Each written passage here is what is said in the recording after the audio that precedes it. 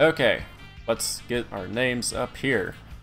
Oh, someone's got mods on, huh? Yeah, Look we at do you, have Ethan. mods. We have all the crispy mods. All the crispy thick mods. Okay, so this comes from the old pal Rethan from the Discord. Thank you for submitting this replay. We got Jury versus that good Chun, and I've actually not really seen this mod in gameplay, but we probably shouldn't even be talking about it because this isn't, you know, Project Runway, even though I could really go on about talking about this mod. But let's talk about this matchup. Got Jury, they're actually fairly technical, like, you know, on a technical standpoint, are kind of on like that same level. You really need to know a lot about your character to play them well. Chun, faster. You gotta work for damage a fair amount. You gotta know your confirms, know your combos, know your situations, and it's really not a whole lot more different for Jury either. So, you know, from your experience, you know, who do you think needs more technicality in this matchup to be in order to take this?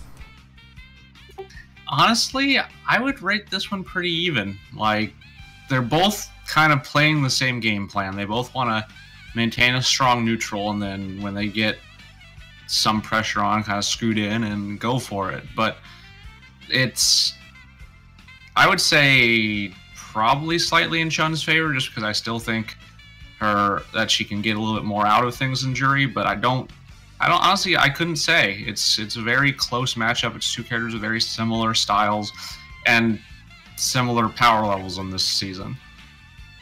Yeah, as far as like their true characters, it is fairly even.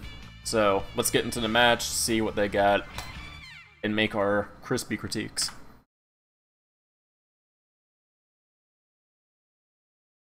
Gotta say, Capcom, more skins like that one. Yep. People always complain about the Chun-Li costumes and, you know, the Ibuki costumes, but the answer is, when there's a thirst for thickness, people will pay, and Capcom will provide. So, neutral game right there. Ethan fails to take advantage of those crush counters, which, I mean, it's a little harder as Jury, especially if you're not stocked, but should have really done something with those. But, you know, you can see they're both just, they're not really going for confirms. They're not really, you know, playing hard on pressure. They're both kind of just poking big limbs out, which is the nature of this matchup. Yeah, this is really a slugfest here. I mean, it's starting to calm down a little bit with health dipping down. This Chun-Li is really taking command of this match now. Got a good, weird EX DP. Well, that wasn't even the DP. I think he meant to do the DP, but that's the EX kicks, which is not actually good on Wake Up. Chun just completely bollocks that up.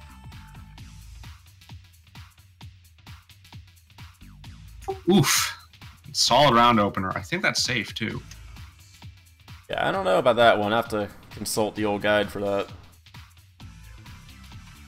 Chun's using a lot of EX legs confirms, which is right, but she's not getting the proper like lead into them, which makes sense. So, just as a note for people who are playing Chun and Jury, they both are characters that depend a lot on some fairly tight technical links to get a theoretical max damage out of their combos. And I just want to say, consistency is more important than max damage.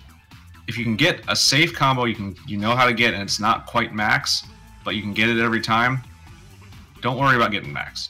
Do the combo you know first. Yeah, just even doing, ooh, very interesting EX spinning bird kick, but it worked. I won't complain. And it gets really, really close, but this Chun just gets it out. See if I can get the thumbnail. Ooh, if we're lucky, that'll be our thumbnail. I don't know. I'm a disgusting person. Okay. So,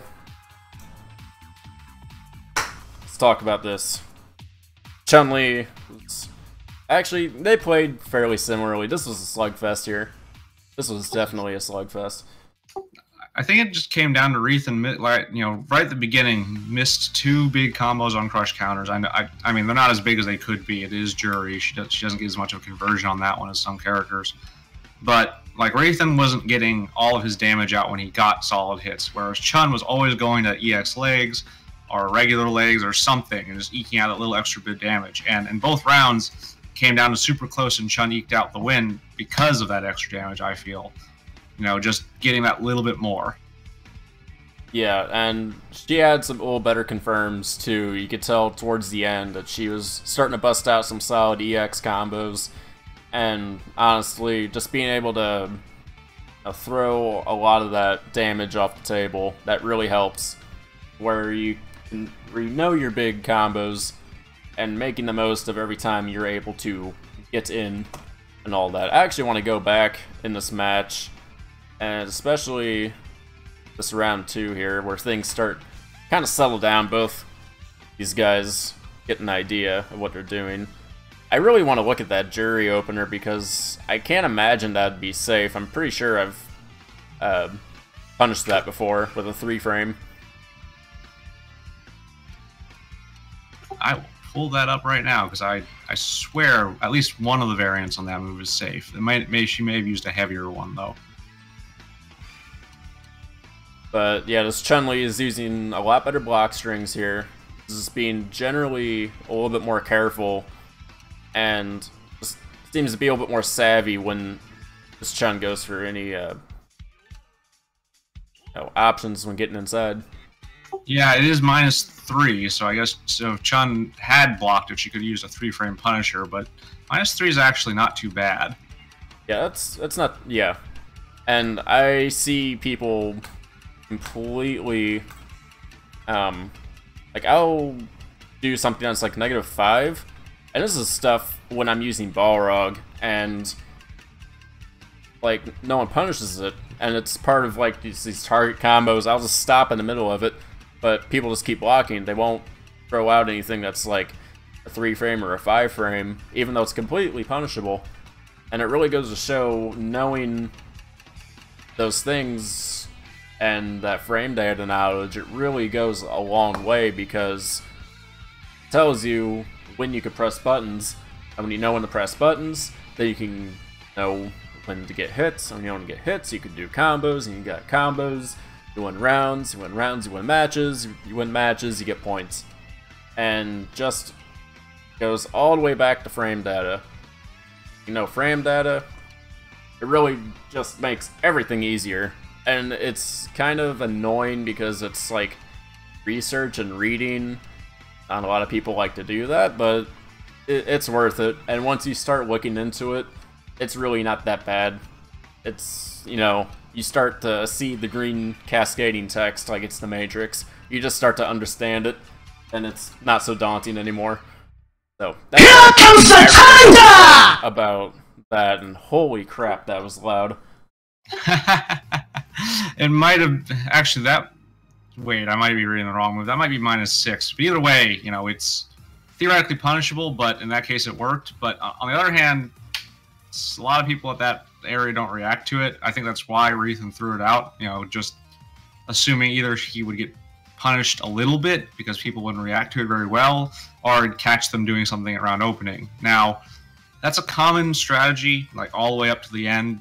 You know, at the highest rank, sometimes you just got to throw something out and try to catch them doing something dumb right at the beginning, especially against certain characters. But it's always a bet, and don't do it unless you're ready to take the consequences of betting incorrectly. Yeah, and even just, you know, trial and error, you'll figure out what's safe and what's unsafe just by the look of it. I mean, we'll take how many eagle spikes will it take from Rashid to figure out that you can punish him? How many will it be? As far as I can tell, infinity. Yep. Sad world we live in. Alright, so we have reached about the halfway point of our fun journey of teaching and coaching, overall having a fun learning experience. So we're going to have station identification